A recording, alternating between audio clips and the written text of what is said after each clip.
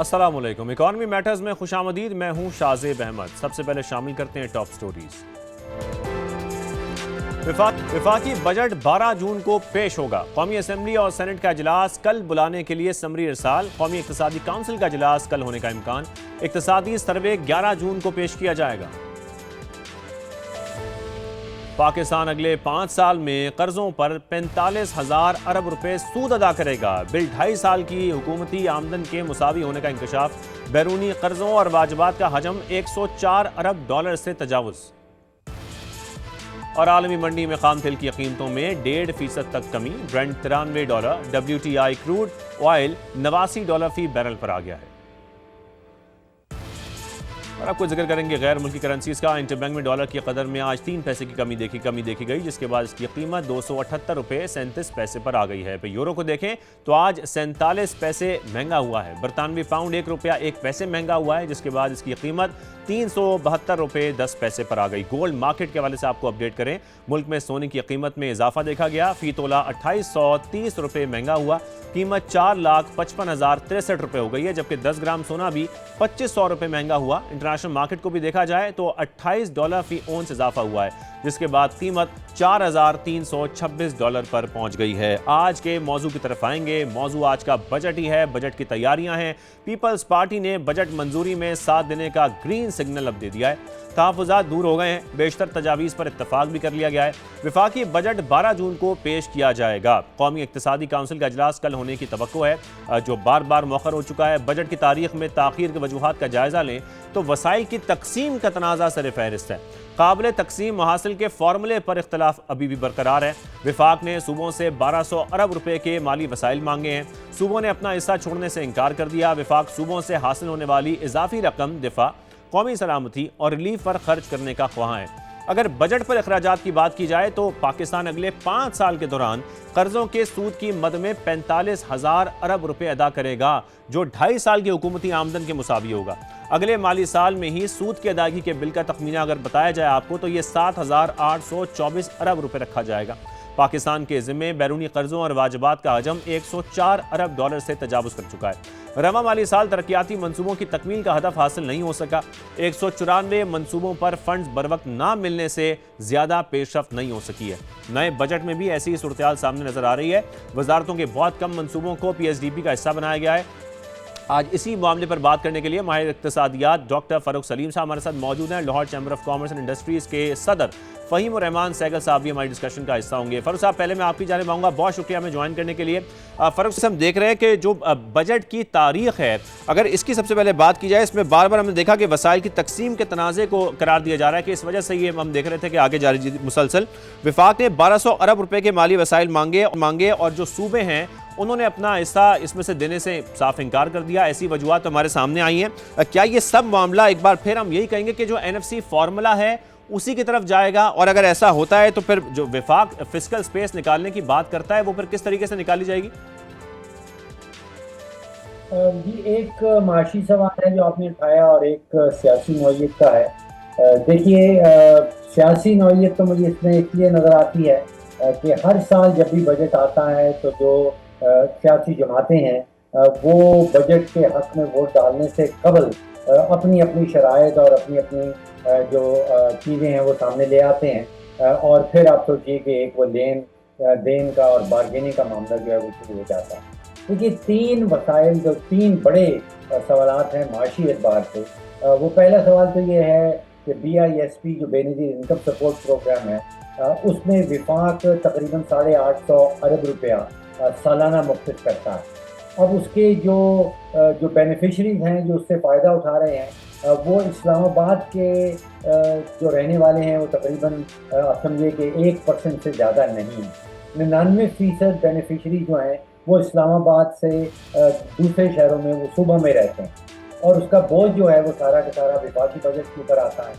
तो ये हिसाब किताब की बुनियाद के ऊपर आप सोचिए कि अगर जो फ़ायदा उठा रहे हैं, जो बेनिफिशरीज हैं, अगर वो सूबों में रह रहे हैं तो सूबों का कोई हक बनता है कि उसके अंदर अपनी कंट्रीब्यूशन करे। दूसरा, सूद की मद का आपने भी जिक्र किया।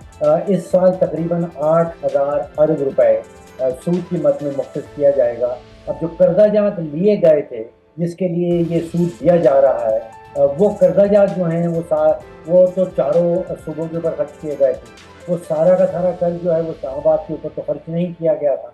अब उसकी सूद सर्विसिंग जो कहलाती है, उसका सारा बोझ जो है वो वफाकी बजट पे डाल दिया जाता है। और तीसरा मैं समझता हूँ कि जो दिफा है, वो तकरीबन लास्ट ईयर जो हमने 2,500 अरब रुपए का मुख्तिस किया था, वो भी सारा बोझ जो है वो वफाकी हुकूमत में या वफाकी बजट में नजर आता है। अब पाक फौज जो दिफा करती है वो सिर्फ इस्लामाबाद का तो नहीं करती है, वो तो पूरे पाकिस्तान का दिफा करती है। तो ये बिल्कुल, तो इससे तीन आइटम जो हैं सूबों को कंट्रीब्यूट वो करना चाहिए खास आपको। माशी एंगल से देखा जाए, अगर सियासत से बालातर होके, तो इनमें जो कंट्रीब्यूशन है वो चारों सूबों से आनी चाहिए। अच्छा फारूक साहब, अगर हम यहाँ पर सिर्फ बजट को अभी जरा देखें, अगर हुकूमत ये कहती है कि हम आईएमएफ की वजह से इंडस्ट्रीज या आवाम को रिलीफ नहीं दे पा रहे हैं, तो हमें तो आईएमएफ का फिर शुक्रिया अदा करना चाहिए, क्योंकि अगर आईएमएफ ना हो तो हमारी हुकूमतें ना अपने अखराजात कम कर पा रही हैं, जो मुसलसल कहा जाता है एक्सपर्ट्स की तरफ से, ना इंडस्ट्री चला पा रही हैं, ग्रोथ हो नहीं पा रही है, ना ही हम किसी भी सेक्टर को टैक्स नेट में इस वक्त मुकम्मल तौर पर ला पा रहे हैं, तो फिस्कल स्पेस फिर कहाँ से निकलेगी? तो आईएमएफ एटलीस्ट ये काम करवा लेता है कि थोड़ी सी फिस्कल स्पेस निकल आती है।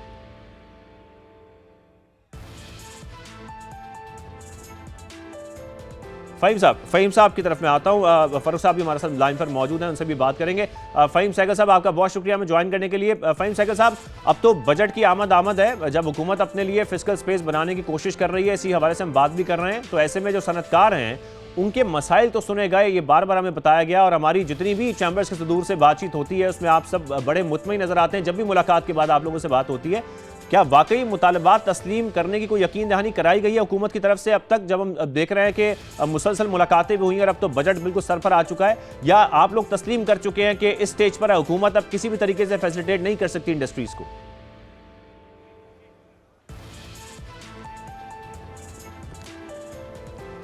बिस्मिल्लाहिर्रहमानिर्रहीम। जी फ़हीम साहब। जी, आवाज़ आ रही है? जी हेलो। जी। जी, मैं ये कहना चाह रहा था, बिस्मिल्लाहिर्रहमानिर्रहीम। सबसे पहली बात ये है जी कि जितनी भी हमने प्रपोजल दी हैं गवर्नमेंट को, तकरीबन हर फोरम में जाके हमने उनको कहा है कि इंडस्ट्री को जो जब तक रिलीफ नहीं मिलना, बात ये है कि अक्सर ये कहा जा रहा है जब से ये बजट आने की बातें हो रही हैं तो अवाम में एक जैसे थोड़ी सा ना हरासमेंट की एक कैफियत पैदा हो जाती है। अमूमन हम कंपनीज या अपने जितने बिजनेस के इदारे जो बजट बनाते हैं तो हर साल यही एक्सपेक्ट कर रहे होते हैं कि अल्लाह ताला हमने अपने बिजनेस से क्या कमाया है।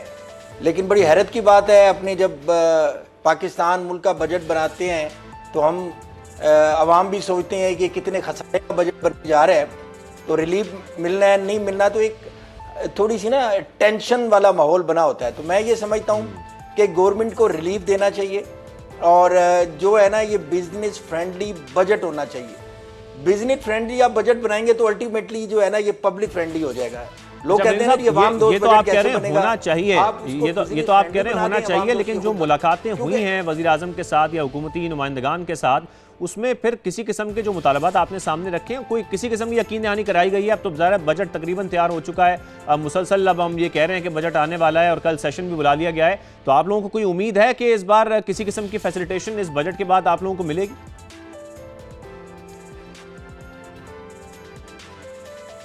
जी, जाहिर है हमने भी जो इतनी ज़्यादा एक्सरसाइज की है गुज़श्ता चंद माह से, हम जा रहे थे मुसलसल अपनी मिनिस्ट्री ऑफ कॉमर्स और जितने भी इदारे हैं फाइनेंस के, उनके साथ हमारी मुलाकात हुई और थोड़ी सी बिल्कुल विल नज़र आती है। गवर्नमेंट बड़ा कीन है इस हवाले से, लेकिन unfortunately we are into IMF program जो अगले साल 2027 में जाके ख़त्म होना है।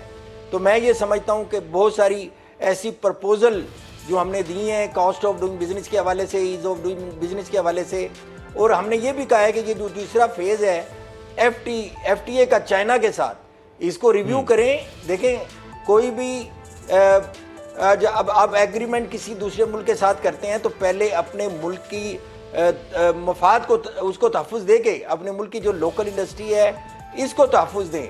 हमने जितने भी आज तक PTAs या FTAs किए हैं दूसरे ममालिक से, उसमें हमने कैटर नहीं किया अपने लोकल जो इंडस्ट्री के मुफाद को।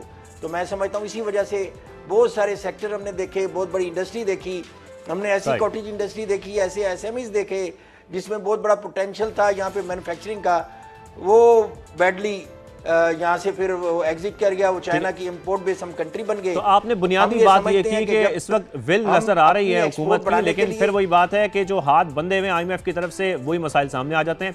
फरूख सलीम साहब, मैं यही सवाल आपसे कर रहा था, आईएमएफ की बात ही कर रहा था कि जब हुकूमत ये कहती है, ये बात करती है कि आईएमएफ की वजह से हम आवाम को रिलीफ नहीं दे पा रहे या फैसिलिटेट नहीं कर पा रहे हमारी इंडस्ट्रीज को, तो हमें तो आईएमएफ का शुक्रिया अदा इसलिए करना चाहिए क्योंकि शायद आईएमएफ ही हमें पाबंद कर देता है कि किस तरीके से हमें अपने अखराजात को कम करना है, टैक्स नेट को ब्रॉडन करना है, किस तरीके से हमें फिस्कल स्पेस पैदा करनी है। अगर ये आईएमएफ की तलवार ना हो हमारे ऊपर, तो क्या फिर ज्यादा गुंजाइश निकालने में कामयाब होगी हमारी हुकूमत? देखिए, पहली बात तो यह है कि जब भी बजट आने वाला होता है तो हमारे पूरे के पूरे मीडिया में एक बहुत बड़ा सा समझिए कि नया ड्रामा मिल जाता है। यकीन कीजिए, पिछले 16 बजट जो 2010 के बाद जितने भी आए हैं, 2010 का नाम मैं इसलिए लेता हूं कि उस साल पाकिस्तान की नेशनल असेंबली ने 18वीं तरमीम पास की। उसका कोई भी बड़ा ड्रामा आपकी और मेरी जिंदगी में नजर नहीं आता। बजट से एक दिन पहले, बजट के बाद कोई बड़ा असर आने वाला आपकी और मेरी और आम पाकिस्तानी की जिंदगी में नजर नहीं आएगा। ना कोई रिलीफ मिलने वाला है, यकीन कीजिए, और ना ही कोई इजाफी बोझ आपके और मेरे ऊपर और पाकिस्तानी के ऊपर जो है वो इजाफी बोझ आने वाला। तो this will be really a neutral budget. कोई ड्रामा आपकी मेरी जिंदगी में होने वाला नहीं है। आपने आईएमएफ का जिक्र किया। देखिए, आईएमएफ के हकायक मैं आपके सामने रख देता हूँ कि पहला जो प्रोग्राम हमने आईएमएफ के साथ किया था वो मुझे याद आता है 1958 में किया। उसके बाद कोई 25 प्रोग्राम हम मजीद कर चुके हैं। बीमार मईशत को लेके जाते हैं आईएमएफ के पास। आईएमएफ को कहते हैं कि जी आप मईशत के डॉक्टर हैं। वो डॉक्टर एक नुस्खा लिख के देता है, फिर हम वापस आ जाते हैं। वो जो दवा लिखी है वो इस्तेमाल की जाती है, मईशत की बीमारी दूर नहीं होती। फिर दोबारा से अगले प्रोग्राम के लिए पुरानी बीमारी, पुराना डॉक्टर और पुराना ही नुस्खा, वही नुस्खा लिख के देता है आईएमएफ हमें कि बजट आप इसमें टैक्स का रेट बढ़ा दें, इसमें बिजली का रेट बढ़ा दें, इसमें गैस का रेट बढ़ा दें। हम बार बार डॉक्टर के पास जा रहे हैं, लेकिन फरूख साहब अपना रूटीन ठीक नहीं कर रहे, ये आप कह रहे हैं? जी, मैं ये कह रहा हूँ कि यहाँ पे अगर एक मरीज दोबारा से 25 दफा उसी डॉक्टर के पास वापस जाता है और ये तवक्को लगा बैठे कि अब के नुस्खा काम कर जाएगा, तो यहाँ पे जो मेंटल एग्जामिनेशन की ज़रूरत है वो दोनों तरफ ज़रूरत है। एक तो आईएमएफ का भी एग्जामिनेशन करना चाहिए कि उसके पास एक बीमार मईशत आती है, वो वही नुस्खा लिख के देता है जो उसने 50, 55, 60 साल पहले लिखा था। उस नुस्खे से उस बीमार मईशत का इलाज नहीं होता। जो बीमार मईशत लेके जाता है वो वही नुस्खा लेके आता है, उसी नुस्खे के ऊपर अमल दरामद करता है और 25 दफ़ा उसको रिपीट करता है और फिर भी वो बीमारी दूर नहीं होती। तो वहाँ पे भी मेंटल एग्जामिनेशन की ज़रूरत है। ठीक है, हम ब्रेक शामिल करते हैं, ब्रेक का वापस आते हैं, पर यही जानने की कोशिश करेंगे तो फिर हमारी ग्रोथ की तरफ हम किस तरीके से जा सकते हैं, क्या हुकूमत को स्टेप्स लेना ज़रूरी है। एक ब्रेक शामिल करते हैं, हमारे साथ रहिएगा।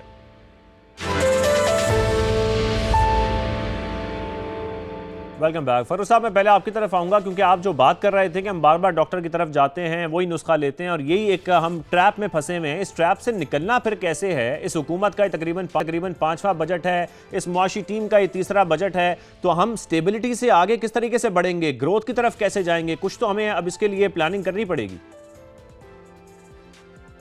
देखिए, सबसे पहली बात तो ये है कि बजट का तो ऐलान 12 तारीख को होगा। एक उसकी जो अहम तरीन जो फिगर है, जो तरक्याती बजट कहलाता है, उसका ऐलान कर दिया गया। उसमें तकरीबन 4,300 अरब रुपया जो है वो मुख्तस कर दिया गया। ये कोई हवाई पैसा नहीं है, ये एक्चुअली रियासत के पास आपकी और मेरी अमानत है। ये हमारे टैक्स के पैसे हैं और ये तरक्याती मंसूबों के ऊपर खर्च होने। अगर ये सही सिमत में 4,300 अरब रुपया खर्च कर दिया जाए तो आप देखिए कि पाकिस्तान और जो डिस्ट्रिक्ट लेवल पे है उसकी शक्ल बदल सकती है। ये ट्रांसफॉर्मेशनल चेंज आ सकती है। 4,300 अरब रुपया इतना पैसा है कि आप इससे 11,000 नए स्कूल हर साल पाकिस्तान के अंदर बन सकते हैं। इस पैसे से कोई 6-7 हज़ार, जिसको हम बेसिक हेल्थ यूनिट कहते हैं, डिस्ट्रिक्ट के अंदर वो इजाफी बन सकती हैं। कोई 45,000 किलोमीटर की नई रोड बन सकते हैं। और कोई 3,000 से ज़्यादा मुल्क भर में साफ पानी और सैनिटेशन के जो मंसूबे हैं उन पे अमल बिल्कुल। दरामद हो सकता है। ये पैसा ऑलरेडी वो मुख्तसर कर दिया गया है। हमारे यहाँ प्रॉब्लम ये है कि हमने अपने एमएनएज और अपने एमपीएस को ठेकेदार बना दिया है, उनको कॉन्ट्रैक्टर बना दिया है, उनको प्रोजेक्ट मैनेजर बना दिया है। उनका रुतबा देखिए बहुत बुलंद है, वो कानून साज इदारों के मेंबर हैं, वो कानून साज। उनको ठेकेदार बनाना, उनको कॉन्ट्रैक्टर बनाना, उनको प्रोजेक्ट मैनेजर बनाना और फिर हर साल ये इतनी बड़ी रकम मुख्तस की जाती है, स्कीमों का ऐलान किया जाता है, साल के आखिर में कुछ नजर नहीं आता। कुछ तो नजर नहीं आता। पहली ये बात तो आपकी ये बिल्कुल दुरुस्त है, बिल्कुल दुरुस्त है। यहाँ पे एक एडिशन मैं और कर दूं, जिस ट्रैप की जिस तरीके से मैं भी बात कर रहा हूं कि अगले माली साल की अगर हम सिर्फ बात करें, जो टैक्स का फारूक साहब हदफ है वो 15,267 अरब रुपए रखने की तजवीज़ सामने आई, लेकिन जो सूद की अदायगी है सिर्फ उसी का तखमीना अगर हम लगाएं तो वो निस्फ यानी कि 7,824 अरब रुपए रखा गया है। तो जब हमारी आमदन का एक बड़ा हिस्सा कर्जों में, सूद की अदायगी में चला जाएगा, इसी ट्रैप की तो फिर हम बात कर रहे हैं कि हुकूमत फिर फिस्कल स्पेस कैसे पैदा करेगी एक आवाम की बेहतरी के लिए। जी, ये आज़ाद शुमार और हिसाब का एक फ़ैसला होना है, बजाय कि ये सियासी फ़ैसला हो। देखिए, जो आपने अमाउंट बताई तकरीबन 8,000 अरब जो मुख्तस किया जाता है सूद की मद में, जो सूद लिया गया था, जिसके नतीजे में हमें ये सूद की अमाउंट देना पड़ रही है, वो सिर्फ इस्लामाबाद के ऊपर खर्च नहीं किया गया। वो कर्जा जात जब दिए गए थे वो पूरे पाकिस्तान के ऊपर खर्च किए गए थे। अब जब सूद का टाइम आता है तो सारा बोझ जो है वो विफाकी बजट के ऊपर डाल दिया जाता है। तो just based on arithmetic and mathematics ये सारा जो सूद की मद में 8,000 अरब मुख्तस किया जाता है, ये सिर्फ विफाकी जिम्मेदारी नहीं बनती, इसमें सूबों का अपना हक डालना जो है वो उसके बगैर आप समझे कि ये बजट जो है ये तकरीबन मुकम्मल तौर उसके पे बगैर ये मुमकिन नहीं हो सकेगा। सूबों को अपना जो शेयर है वो उसमें शामिल करना पड़ेगा। मैं फ़हीमुर रहमान सहगल साहब आपकी तरफ आऊँगा। जिस तरीके से हम फिक्स टैक्स की भी बात कर रहे हैं जो छोटे ताजरों के लिए इस वक्त मुतारिफ कराई गई है, इसको आप कैसे देख रहे हैं, इस पर ज़रा कमेंट कीजिएगा, फिर हम वाइंड अप करें।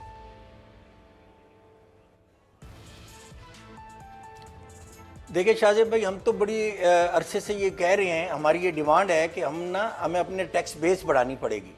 हम चूँकि आपको पता है कि हम उन ममालिक में शामिल हैं जिनका जो टैक्स टू जीडीपी बहुत कम है।